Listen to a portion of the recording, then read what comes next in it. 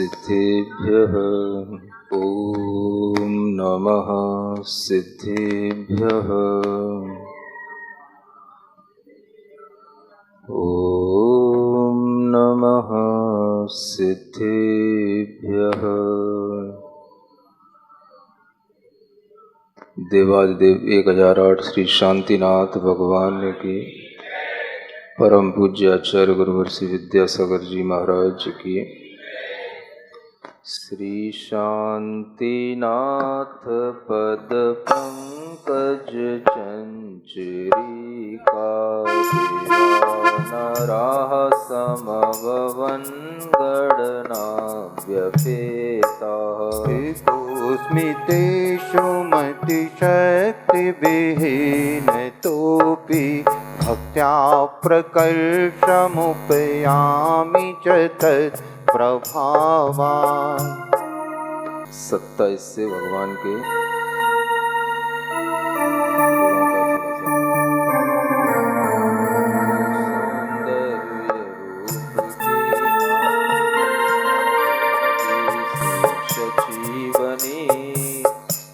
उसमें राग देह मन चेष्टा छोड़ शक्र की दृष्टि तनी।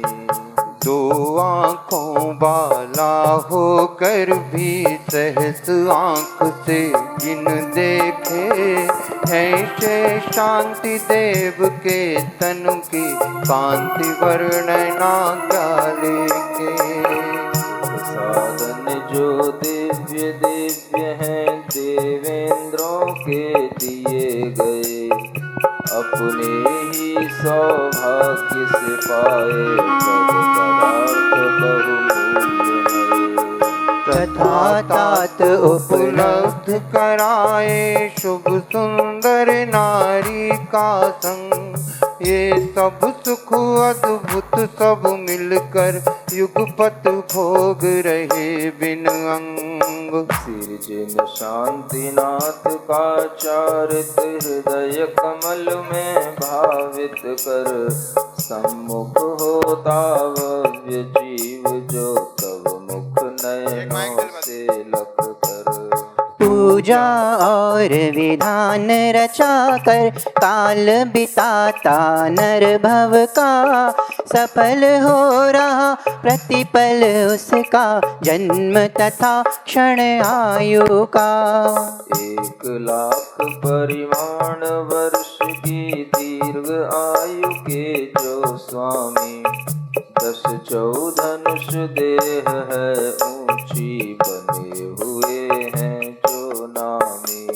सहस 25 वर्षों का काल कुमार अवस्था का, बीत गया तब राजा होकर हुए सुशोभित पथ नापा।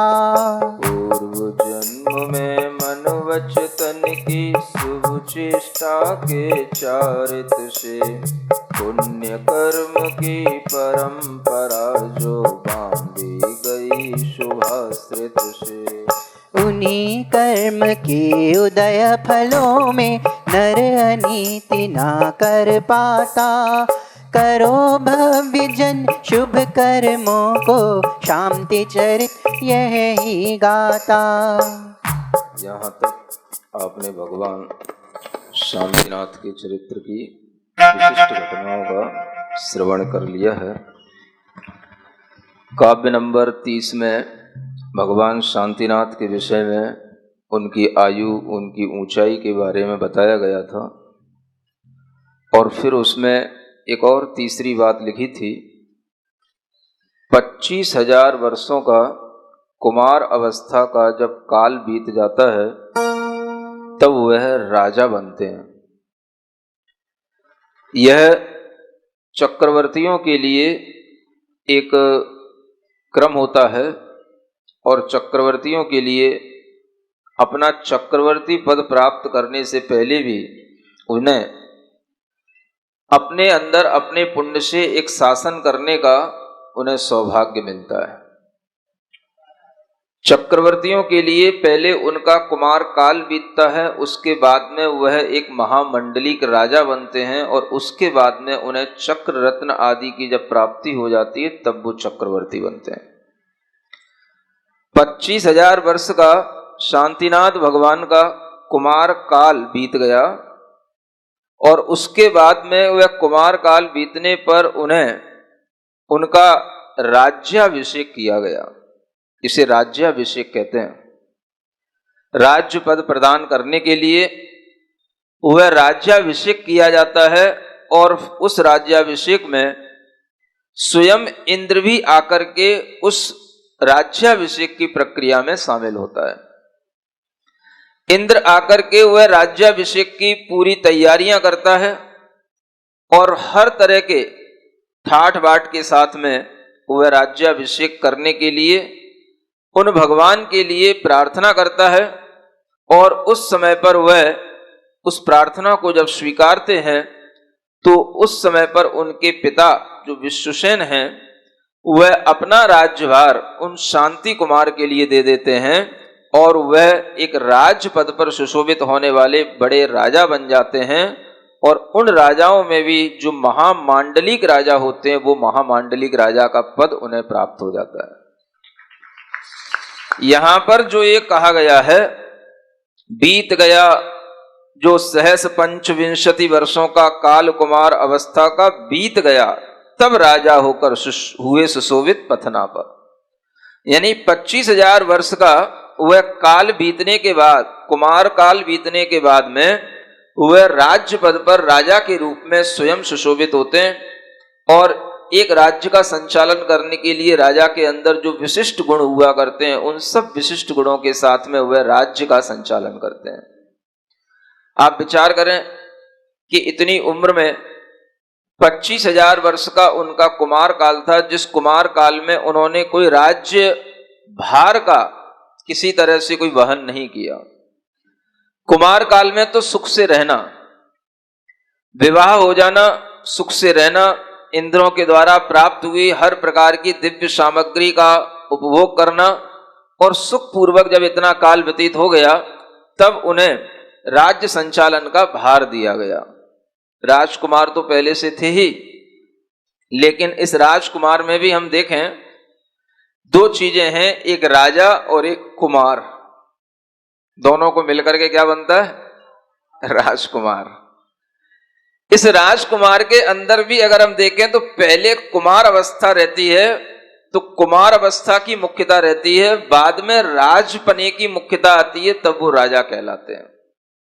पहले से राजकुमार कह तो दिया जाता है, लेकिन पहले पहले तो वो कुमार ही होते हैं। कहना चाहिए कुमार राज, और फिर बाद में आते हैं राजकुमार। नहीं समझ आया? जिस चीज की मुख्यता होती है पहले उस उम्र में उसको कहा जाता है, लेकिन चूंकि वह राजा बनने वाले हैं, राजा बनेंगे ये पहले से निश्चित होता है, इसलिए उन्हें राजकुमार कहते हुए भी ये समझना चाहिए कि पहले उनका कुमार काल चलता है और फिर बाद में उनके राजापन का काल आता है। और वह राजाओं में बहुत बड़ा पद होता है जिसे एक महामंडलिक राजा कहा जाता है। उस महामंडलिक राजा के बाद फिर चक्रवर्ती बनने का नंबर आता है। ऐसे वह महामंडलिक राजा बनते हैं और 25,000 वर्ष तक वह महामंडलिक राजा बने रहते हैं। कितने आयु कितनी है भगवान शांतिनाथ की? 1 लाख। अभी हमने कितनी आयु की चर्चा कर रहे हैं? 25 बीत गए और 25 और बिता रहे हैं। इस 30वें और 31वें काव्य में 25,000 वर्ष की उम्र बीतनी है क्योंकि राजा होकर के उन्होंने जो न्यायप्रियता के साथ में शासन किया और उस न्यायप्रियता के साथ में उन्होंने जो पूरे राज्य के अंदर रहने वाली प्रजा के लिए जो सुख पहुंचाया, यह उनकी शासन की कुशलता से संभव हुआ। और इस तरह की बात को बताने के लिए ही ये दोनों काव्य हैं और इन दोनों काव्य में ये अर्थ छिपा हुआ है कि वह महामंडलिक राजा होकर के अपने न्यायप्रिय भाव के साथ में, अपनी न्यायप्रियता के साथ में उन्होंने पूरे राज्य का संचालन किया। और इस तरह का संचालन हर एक चक्रवर्ती को करना होता है। हम बात कर रहे हैं पांचवें चक्रवर्ती की। किसकी? शांतिनाथ भगवान पंचम चक्रवर्ती हैं और प्रथम चक्रवर्ती भरतराज कहलाते हैं। आप सब लोगों को यह पता होना चाहिए कि यह वही भरत राजा हैं जिन भरत राजा ने सबसे पहले 6 खंड की भूमि को जीत करके चक्रवर्ती पद प्राप्त किया था। और आज हम इस देश को जो भारत देश कहते हैं, इस देश का नाम उन्हीं भरत चक्रवर्ती के नाम पर यह भारत देश के रूप में जाना जाता है। यह बात सबको अच्छे ढंग से ज्ञान में रखनी चाहिए। ऋषभदेव भगवान इस युग के आदि तीर्थंकर हैं, इसलिए उन्हें आदि ब्रह्मा कहा जाता है। और वही इस युग में सबसे पहले हमें जीवन जीने की कला सिखाए, इसलिए वो ब्रह्मा कहलाते हैं, प्रजापति कहलाते हैं, प्रजा नायक कहलाते हैं। और उनके प्रथम पुत्र जो भरत चक्रवर्ती हुए, उनके शासन में इस देश में जो गतिविधियां हुई, जो उत्थान हुआ, जो देश के अंदर एक नई पहचान मिली, वह उन्हीं भरत चक्रवर्ती के माध्यम से मिली, जो भगवान ऋषभ देव के प्रथम पुत्र हैं। तीर्थंकर ऋषभ देव के प्रथम पुत्र कहे जाते हैं। आप लोगों को इस बात का विशेष ध्यान रखना चाहिए। स्वतंत्रता किसकी? स्वतंत्रता किसकी? स्वतंत्रता का दिवस 15 अगस्त के रूप में मनाया जाता है। ये तो अभी की स्वतंत्रता की बात हो रही है। जब हम पहले पराधीन हो गए, फिर बाद में स्वतंत्र हो गए, तो हमने लिए ये स्वतंत्रता दिवस मनाने में आने लगा। लेकिन अगर हम पुरानी बातें सोचें, जहां से ये सृष्टि शुरू होती है, जीवन शुरू होता है, कर्म भूमि शुरू होती है, भगवान आदिनाथ और तीर्थंकर उन ऋषभ देव के पुत्र भरत के बारे में सोचें, तो ये भारत हमेशा से लाखों करोड़ों अरबों नहीं, असंख्यात वर्षों तक ये भारत स्वतंत्र ही रहा है। परतंत्रता तो केवल कुछ 100-200 वर्षों के लिए आई। ये भारत स्वतंत्र था और फिर यह स्वतंत्र है और आगे भी ये स्वतंत्र ही रहेगा। आपको यह ध्यान रखना है कि परतंत्रता का कारण व्यक्ति का चरित्र होता है।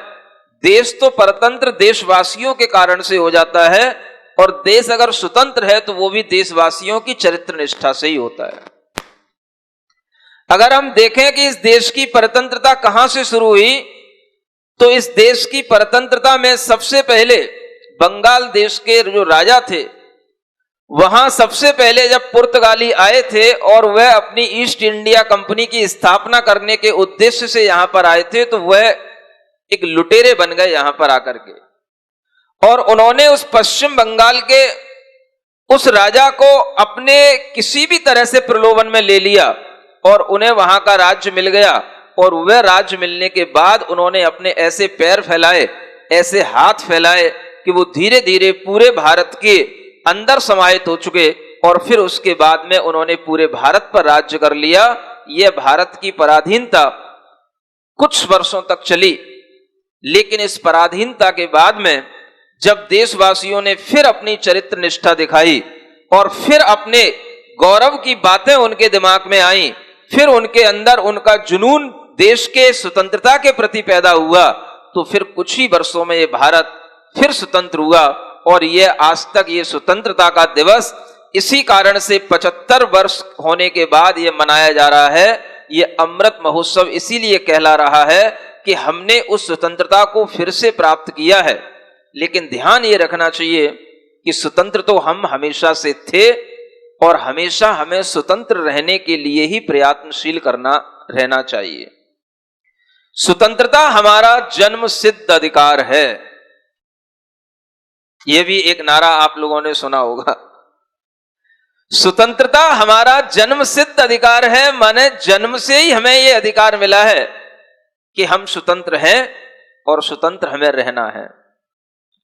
हमारी यह स्वतंत्रता अगर जन्म सिद्ध है तो यह स्वतंत्रता हमारी आगे जब बढ़नी चाहिए तो इस रूप में बननी चाहिए कि जिसे हम जन्म सिद्ध कहते हैं वह स्वतंत्रता हमारी इस रूप में सामने आनी चाहिए कि अब हम अगर स्वतंत्र हो चुके हैं तो हमें बार बार कोई स्वतंत्रता के गाने गाने से कोई ज्यादा स्वतंत्रता नहीं मिल जाएगी। हमें अब यह सोचना चाहिए कि हमारा जन्म जिस स्वतंत्रता के लिए हुआ है वह जन्म हमारा सिद्ध बनने के लिए होना चाहिए। तो यह जन्म सिद्ध अधिकार हमारा इस स्वतंत्रता के विषय में बड़ा अच्छा माना जाएगा। जन्म सिद्ध अधिकार कुछ समझ आ रहा है? एक तो जन्म से हमारा अधिकार सिद्ध है कि हम स्वतंत्र हैं, वो तो हो चुका। अब क्या करोगे? अब तो दूसरों के लिए परेशानी पैदा करोगे। अगर ज्यादा स्वतंत्रता की बातें करोगे और ज्यादा स्वतंत्रता के गाने गाओगे और ज्यादा स्वतंत्रता में नाचोगे तो दूसरों के लिए परेशानी पैदा होगी। क्या करोगे इससे ज्यादा? जुलूस निकालोगे, रास्तों में भीड़ इकट्ठी करोगे, रास्तों में जाम लगेगा, दूसरों के आने जाने में बाधा उत्पन्न होगी। किसी भी तरह की आपकी इन गतिविधियों से अब क्या होने वाला है? अब आपको यह सोचना चाहिए कि यह जो नारा था, अब इसकी हमें दूसरी व्याख्या इस रूप में देखनी चाहिए। जन्म सिद्ध अधिकार का मतलब है कि जन्म हमारे सिद्धों के अधिकार के लिए होना चाहिए कि हम अपनी आत्मा को सिद्ध बनाएं, तो हमारी इस स्वतंत्रता का कुछ मतलब है। आत्मा को सिद्ध बनाने का मतलब सीधा बनाना, शुद्ध बनाना, अपने चेतना को, अपने परिणामों को सीधा बनाना, शुद्ध बनाना। और ऐसा शुद्ध बनाते हुए अगर हम अपना जीवन जिएंगे तो यह स्वतंत्रता हर देशवासी के लिए अपने अंतरंग से उसके भावों में उत्पन्न होगी कि हमें यह स्वतंत्रता क्यों दी गई है। दूसरों को दुख पहुंचाने के लिए नहीं, दूसरों के जीवन में बाधा डालने के लिए नहीं, केवल आनंद मनाने के लिए नहीं। यह स्वतंत्रता मिली है हमें अपनी चेतना को, अपनी आत्मा को, अपने मानसिकता को शुद्ध बनाने के लिए, अपनी मानसिकता को और प्रबल दृढ़ बनाने के लिए, अपनी चेतना के परिणामों को और विशुद्ध बनाने के लिए हमें यह धर्म करने की स्वतंत्रता मिली है। और जब हम इस तरह से धर्म करने की स्वतंत्रता रखेंगे तभी हमारे लिए यह स्वतंत्रता दिवस सार्थक होगा। भारत की स्वतंत्रता भरत चक्रवर्ती के नाम से देखनी चाहिए। और वह भरत चक्रवर्ती जो सबसे पहले चक्रवर्ती हुए, आप ये मत समझना कि ये गीत केवल जैन लोग गाते रहते हैं।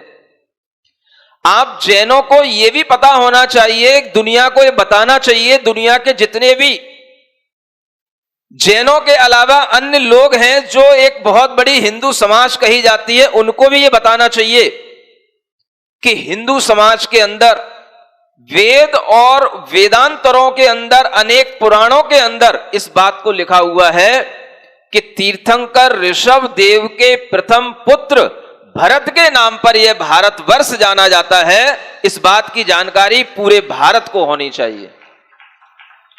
हमें यह तो पता ही नहीं भारत किस नाम से भारत नाम पड़ा। जिस नाम के कारण से भारत नाम पड़ा, हमें उस नाम का कोई पता नहीं, उसके प्रति कोई गौरव नहीं, और हम स्वतंत्रता मनाने बैठे हैं, स्वतंत्रता दिवस मनाने बैठे हैं। किसका स्वतंत्रता दिवस मनाने बैठे हैं? आप ये तो देखो कि ये भारत किसके नाम पर है।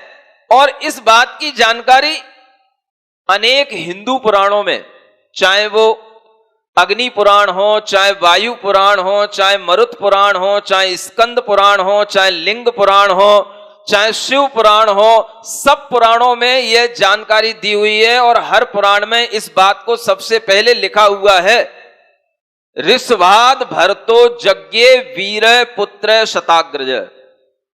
ऋषभ से भरत पैदा हुए, सबसे पहले वह वीर पुत्र हुए जो शताग्रज है, माने 100 पुत्रों में अग्रज थे। इस बात को हर किसी इतिहासकार ने माना है, पुराणकार ने माना है। और ये जितने पुराणों के नाम बता रहा हूं, ये सब पुराणों में इन ऋषभनाथ भगवान के बारे में लिखा हुआ है। और लिखा हुआ है तस्मात् भारतम वर्षम तस्य नामना विदुर्बुध। उन्हीं के नाम से भारतम वर्षम, ये भारतवर्ष, ये भारत क्षेत्र जाना जाता है। हमें यह गौरव होना चाहिए कि प्रथम तीर्थंकर ऋषभ देव के पुत्र के नाम से इस देश का नाम भारत देश बना है, तो ऐसे चक्रवर्ती ने जब इस देश का गौरव बढ़ाया है, तो कुछ अंग्रेजों के माध्यम से या कुछ फिरंगियों के माध्यम से इस देश का गौरव कभी मिट नहीं सकता। इस देश का गौरव तो हमारे तीर्थंकरों के वंश से चला आ रहा है। जो इक्ष्वाकु वंश के तीर्थंकर हुए हैं, उन इक्ष्वाकु वंश से हमारे इस देश का गौरव चला आ रहा है। और इस देश की गौरवशीलता में हमें उन सम्राट भरत को भी आज याद करना चाहिए। केवल पीएम को याद करने से काम नहीं चलेगा। समझ में आ रहा है? पीएम तो 2-5 साल के होते हैं। हमें उन सम्राट भरत को याद करना चाहिए जिन भरत के नाम से भारत जाना जाता है, और उनकी भी गौरव गाथा हमें गानी चाहिए। लेकिन हम आज इतने संकुचित हो गए हैं कि भारत की स्वतंत्रता का मतलब, जिन्होंने उस स्वतंत्रता में अपना योगदान दिया, या परतंत्रता जो 100-200 वर्ष की परतंत्रता रही उससे बचने के लिए जिन्होंने अपना होम किया या किसी भी तरह से अपना बलिदान किया, हम केवल उतना ही समझ पाते हैं कि बस हम इसीलिए भारत की स्वतंत्रता का स्वतंत्रता दिवस मना रहे हैं। लेकिन हमें यह भी ध्यान रखना चाहिए कि इस स्वतंत्रता से पहले भी अनेक राजा हुए हैं जिन्होंने इस भारत को स्वतंत्र बनाए रखने के लिए और इस प्रजा को अच्छे ढंग से संचालित करने के लिए अपना पूरा जीवन लगाया है, और हजारों हजारों वर्ष तक इस भारतवर्ष पर राज्य किया है। लेकिन इस भारतवर्ष को कभी किसी दूसरों से लूटने नहीं दिया। और यह जो लूट हुई भारतवर्ष की, चाहे वो अंग्रेजों से हुई हो चाहे मुगलों से हुई हो, ये भारतवर्ष के अपने ही देशवासियों की गद्दारी के कारण से ये लूट हुई, और किसी के कारण से नहीं हुई। भारत लुटा, भारत की परतंत्रता देश के गद्दारों के कारण से आई। गद्दार समझते हो? जो देश में रहकर के, देश के अंदर रहकर के भी देश के बारे में अपने स्वार्थ के कारण से जब बुरा सोचने लग जाते हैं, तो वही देश के गद्दार कहलाते हैं। और जब उनके कारण से परतंत्रता हुई, तो फिर वह स्वतंत्रता में जो हमें संघर्ष करना पड़ा, आज हम उसी संघर्ष को याद करके स्वतंत्रता दिवस मना रहे हैं। ये बात अच्छी है, लेकिन हमें पूरे भारत का इतिहास हमारे दिमाग में होना चाहिए कि ये वही भारत है जिस भारत पर भरत चक्रवर्ती ने भी शासन किया है, और इसी भारत पर शांति कुमार 16वें तीर्थंकर, उन शांति राजा ने भी शासन किया है। ये वही भारत है। ऐसा नहीं समझो कि भगवान की कहानी कहीं अलग चल रही है और आप किसी दूसरी दुनिया में जी रहे हो। इसी दुनिया में भगवान की कहानी चल रही है। जब वह राजा बने हैं तो कहां बने हैं? हस्तिनापुर के अंदर वह राजा बने हैं, लेकिन वह पूरे भूभाग के राजा बने हुए हैं, पूरे भारत के राजा बने हुए, क्षेत्र के राजा बने हुए हैं। पूरा भारत क्षेत्र उनके उसी राजत्व के साथ चल रहा है जो उन्होंने भरत चक्रवर्ती से प्राप्त किया था। तो आज के दिन हमें शहीदों को भी याद करना चाहिए, जिन्होंने देश के लिए कुर्बानी दी, हमें उनकी भी याद रखना चाहिए, और जिनकी शहादत हुई है उनका भी हमें सम्मान करना चाहिए। और उस सम्मान के साथ में हमें पुराने जो इतिहास में प्रतिष्ठित राजा हो चुके हैं, हमें उनकी गौरव गाथा का भी वर्णन कर लेना चाहिए, ताकि हमारा पूरा इतिहास हमारे दिमाग में आ जाए और हम पूरे इतिहास के साथ में आगे बढ़ेंगे। तो हम पूरी जानकारी, पूरे ज्ञान के साथ आगे बढ़ेंगे, और उस ज्ञान के साथ आगे बढ़ने पर ही हम समझ पाएंगे कि भारत क्या है। कुछ समझ आ रहा है? क्या समझ आ रहा है? भारत सोने की चिड़िया थी, सोने की चिड़िया थी। क्यों थी? सोने की चिड़िया इसलिए थी कि सोना वहां बरसता था। और सोना कब बरसता था? जब यहां पर तीर्थंकरों के राज्यकाल चलते थे, तब यहां पर इतने सोना बरसा, इतना सोना बरसा कि वह भारत सोने की चिड़िया कहलाने लगा। किस लिए कहलाने लगा? कहां से आता है सोना? कहां से आते हैं रत्न? ये सब इस धरा पर उन तीर्थंकरों के और उनके पुत्र आदि के प्रभाव से आए। और ये बात जब सब पुराणों में लिखी हुई है, तो हमें इस बात पर गौरव खुद भी रखना चाहिए और दूसरे लोगों को बताना भी चाहिए, कहना चाहिए। कोई भी पुराण पढ़ के देख लो, भरत के नाम पर यह भारत लिखा हुआ है, और वह भरत, उन भरत को मत लेना जो राम जी के काल में भरत उनके भाई हुए हैं। समझ में आ रहा है? हाँ, ये भी एक कुछ इतिहासकारों ने गलती की थी, और फिर उसके बाद में उन्होंने उसकी माफी भी मांगी थी। उनमें एक वासुदेव शरण अग्रवाल नाम के एक बहुत बड़े इतिहासकार हुए, उन्होंने एक शायद गलती की थी कि उन्होंने लिखा था कि ये उन भरत के नाम पर भारत कहा जाता है जो भगवान राम के भाई हुए हैं। लेकिन बाद में जब उन्होंने इतिहास को और पढ़ा और ढंग से समझा, तो उन्होंने इस बात के लिए भी एक माफी मांगी कि हमने गलत स्टेटमेंट दिया, और फिर बाद में ये बात अच्छे ढंग से सामने आई सब पुराणों का, साहित्य का अध्ययन करने के बाद में, कि भरत चक्रवर्ती जो सम्राट तीर्थंकर ऋषभदेव के पुत्र हैं, उन्हीं सम्राट भरत के नाम पर यह भारत जाना जाता है। इस बात के लिए आपको अच्छे ढंग से अपने दिमाग में रख करके दूसरों को बताना चाहिए। इन बातों की आजकल कोई चर्चा क्यों नहीं करता है? इसलिए कि ये केवल हमारे ग्रंथों में लिखे हुए हैं ये बातें, आप दूसरे ग्रंथों को नहीं पढ़ते।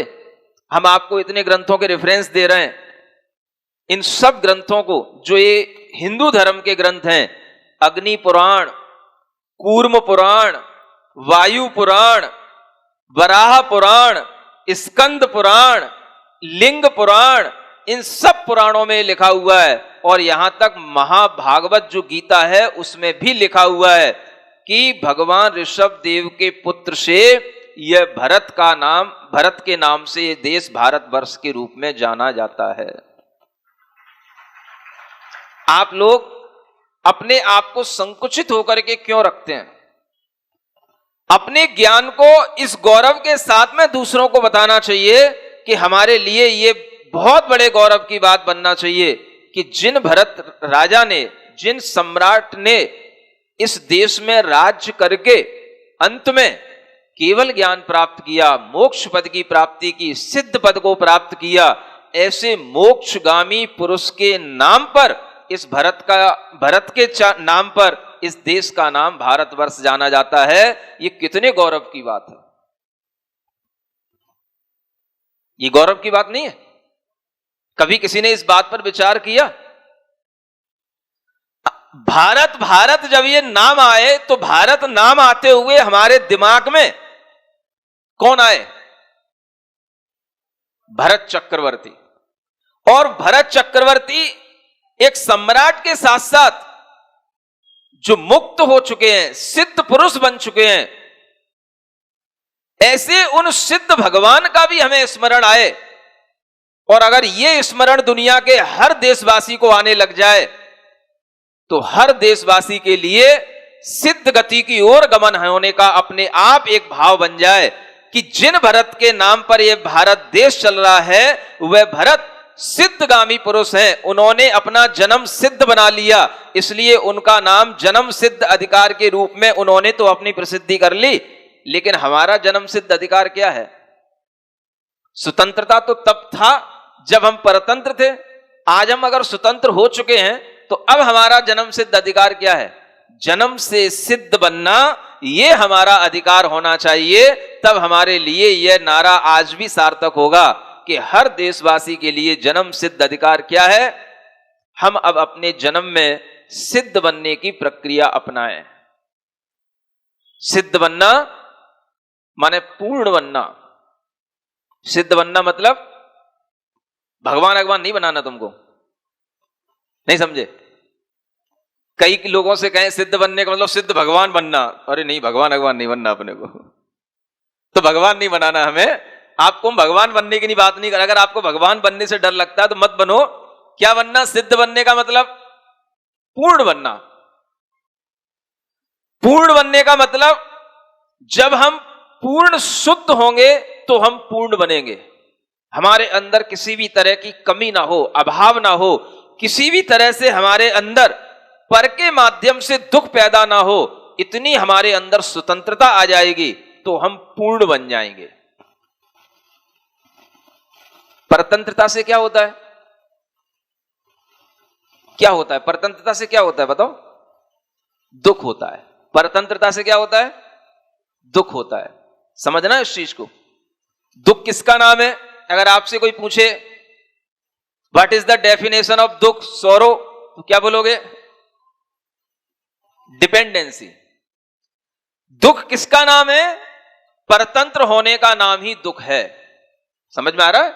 अब हम इस परिभाषा को अपने जीवन में लागू करें। हमारे जीवन में कब कब दुख आता है, हम महसूस करें। जीवन में जब जब दुख आए, समझ लेना कि यह दुख किससे आ रहा है। स्वतंत्रता से कभी दुख नहीं आएगा, परतंत्रता से दुख आएगा। आज हमारे जीवन में अगर देश के अंदर रहने का सुख है कि हम कहीं पर भी घूम सकते हैं, कहीं पर भी किसी भी तरह से हम अपना धर्म का कार्य कर सकते हैं, किसी भी तरह से हमारे लिए अपनी स्वतंत्रता के माध्यम से हम अपने भावों को, विचारों को अभिव्यक्त कर सकते हैं, तो ये हमारे लिए एक सुकून की बात है, सुख की बात है। स्वतंत्रता से हमें इतना सुख मिला, उस सुख की अनुभूति करना चाहिए। स्वतंत्रता से मिलने वाले सुख की अनुभूति करेंगे तो स्वतंत्रता दिवस मनाना सार्थक होगा।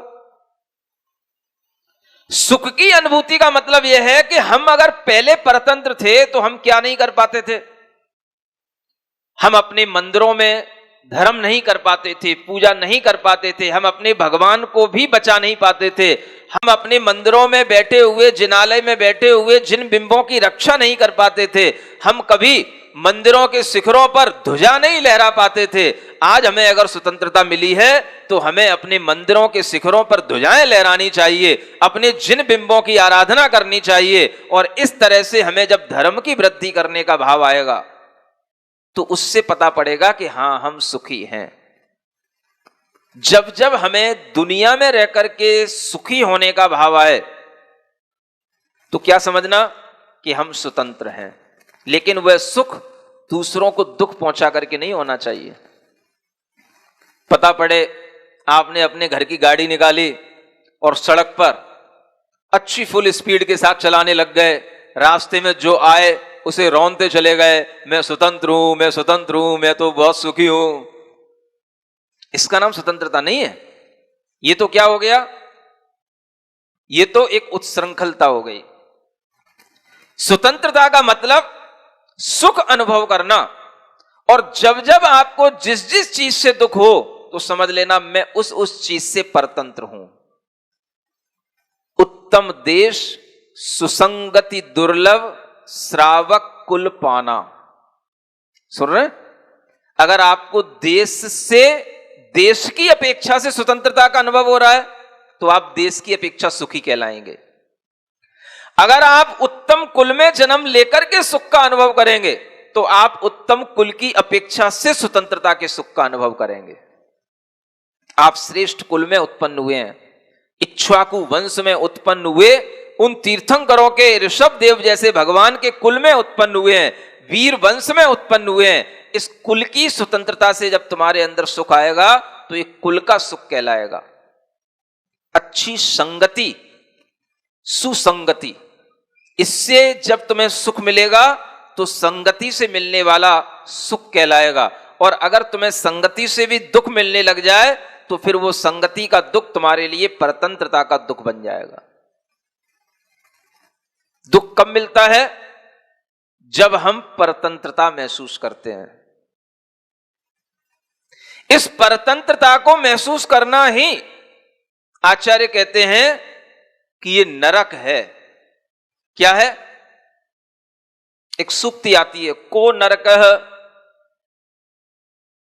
ये एक प्रश्नोत्तर रत्नमाला में को नरकः प्रश्न किया, उत्तर दिया वहीं पर, परवशता। को नरकः परवशता, परवश हो जाना यही नरक है।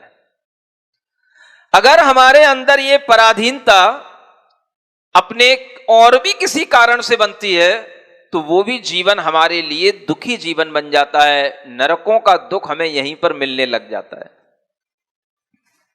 आप तब तक पराधीनता और स्वतंत्रता का विभाजन करते रहें जब जब आप अपने आप को पराधीन महसूस करें।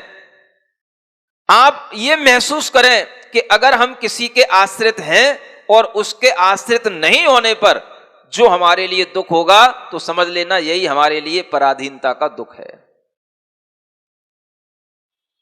एक स्त्री का किसी पुरुष से जब विवाह हो जाता है या पुरुष का स्त्री से विवाह हो जाता है तो दोनों क्या हो गए? स्वतंत्र हो गए। सोचने की बात है, क्या हो गए? विवाह होने के उपरांत कुछ भी हो सकता है, अब दोनों एक दूसरे के आश्रित हो गए, परतंत्र हो गए। समझ आ रहा है? अगर एक दूसरे के आश्रित होकर के एक दूसरे से सुख मिलता रहेगा तो तुम्हें लगेगा कि मैं स्वतंत्र हूं, और जैसे ही लगने लगेगा कि मुझे इससे दुख मिल रहा है तो तुम्हें उसी समय पर महसूस होने लगेगा कि मैं परतंत्र हो गया हूं, जो इसके कारण से मुझे दुख मिल रहा है। अब दुख कोई भी दे सकता है, पत्नी भी नखड़े दिखा सकती है, मैं जा रही हूं। नहीं समझ में आया है? अच्छा, ये देखो बहुत अनुभव की बातें बता रहे हैं। विवाह होने के बाद में स्त्रियां स्वतंत्र हो जाती हैं, पुरुष परतंत्र हो जाते हैं, ऐसा कह रहे हैं। ये ताली बजा रहे हैं। मैं किसी के लिए पक्षपात नहीं करूंगा, मैं दोनों के लिए बात कहूंगा कि दोनों परतंत्र हो गए और दोनों में से कोई भी कुछ भी कर सकता है। देखो, विवाह होने के बाद में अगर स्त्री कह दे कि मुझे नहीं रहना, मैं जा रही हूं, मुझे तुम्हारा घर पसंद नहीं, तुम्हारे व्यवहार पसंद नहीं, मैं जा रही हूं, तो उस पुरुष के लिए दुख हो जाएगा। वो दुख किस कारण से हुआ? परतंत्रता के कारण से हुआ। समझ आ रहा है? वो तब महसूस होगा जब जब दुख महसूस हो, समझना मैं परतंत्र हूं उसकी तरफ से। अगर वह पुरुष कह दे कि मैं तुझे रखना नहीं चाहता, तू जा, नहीं समझे? मैं किसी का पक्षपात लेके बात नहीं कर रहा हूं, दोनों तरफ से बात कर रहा हूं। अगर पुरुष कह देगा कि तू जा, मुझे नहीं रखना, उसके मन में कोई और दूसरा भाव आ गया, उसके घर वालों ने कह दिया कि भाई दूसरी शादी कर लेना, फिर थोड़ी सी कुछ आमदनी हो जाएगी, नहीं समझे, फिर घर भर जाएगा थोड़ा सा, तो उसके मन में विचार आ गया, तो उसने कह दिया कि तू जा जा जा। अब वो सोच रही मैं कहां जाऊं, अब कहां जाए? समझ आ रहा है? तब उसके लिए दुख हो गया। ये दुख जब जब आए तब तब आपको परतंत्रता का भाव महसूस होना चाहिए। हम स्वतंत्र देश में रहकर के भी कितने परतंत्र हैं और कितने दुखी हो जाते हैं। हमें इस बात का जब एहसास होगा तब हम सिद्ध बनने का भाव करेंगे, स्वतंत्र बनने का भाव करेंगे। क्योंकि दुनिया में अगर स्वतंत्र आत्माएं हैं तो केवल और केवल सिद्ध आत्माएं स्वतंत्र आत्माएं कहलाती हैं।